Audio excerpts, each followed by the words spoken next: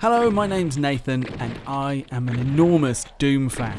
Like old Doom. Here's me playing the original, a game which defined years of my gaming life, which I still know back to front, and which was built on a slick foundation of speed, strafing and shooting.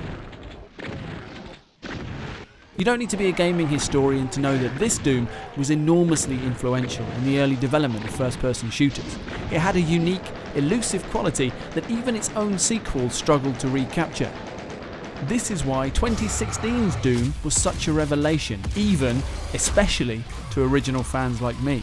It captured something essential about the first game in the speed and urgency of the combat, in the constant surging movement that made it feel both familiar and somehow brand new and blockbuster standard. There's something magical about this, restoring a feeling that lives half in memory and at the same time creating a fresh, contemporary shooter that can compete in today's sophisticated gaming market.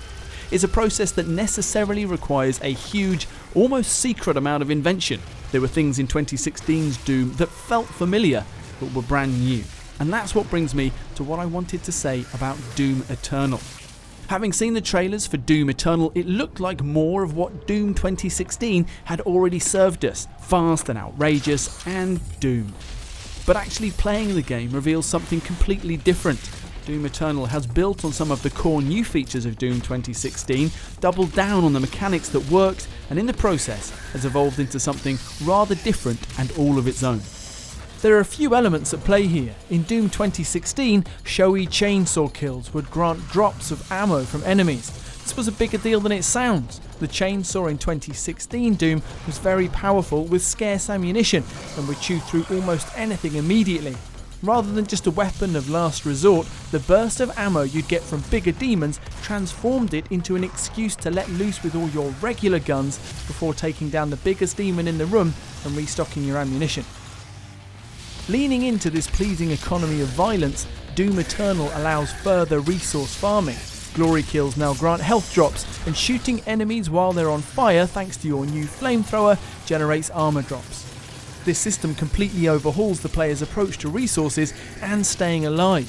Being aggressive is rewarded, being flamboyant is rewarded.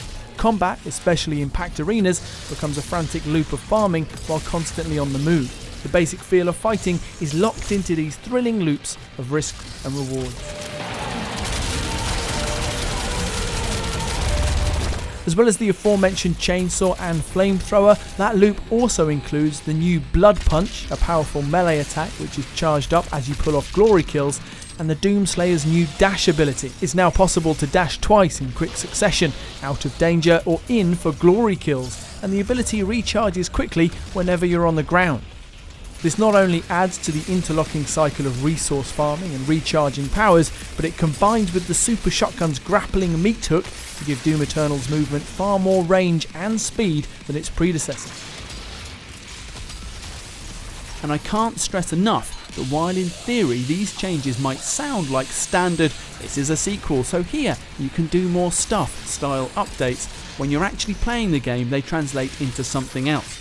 The moment-to-moment flow of the game has shifted. It's more focused, more furious, more frantic. You can sail closer to the wind, taking risks and skirting closer to death than you'd normally dare, knowing that a string of the right kills will restore you and your ammunition to full health. It looks like more Doom. It feels like a substantial evolution.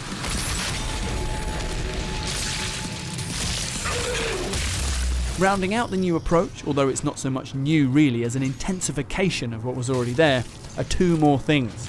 The way extra lives work in Doom Eternal has changed. Rather than reset your progress to the last checkpoint or the beginning of the level, they enable you to continue mid-fight, preventing the tougher encounters, which can take a while, from becoming frustrating obstacles, and giving you a safety net to encourage that aggressive attacking approach.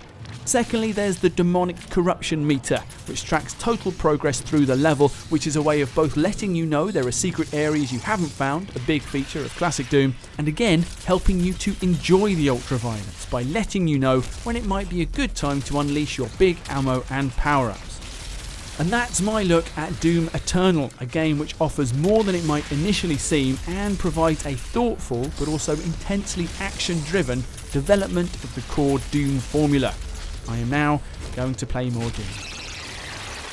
Give us a like if you enjoyed this video. Let me know in the comments if you have any thoughts on any Doom. I would like to hear them all. And please subscribe to PlayStation Access for more videos like this.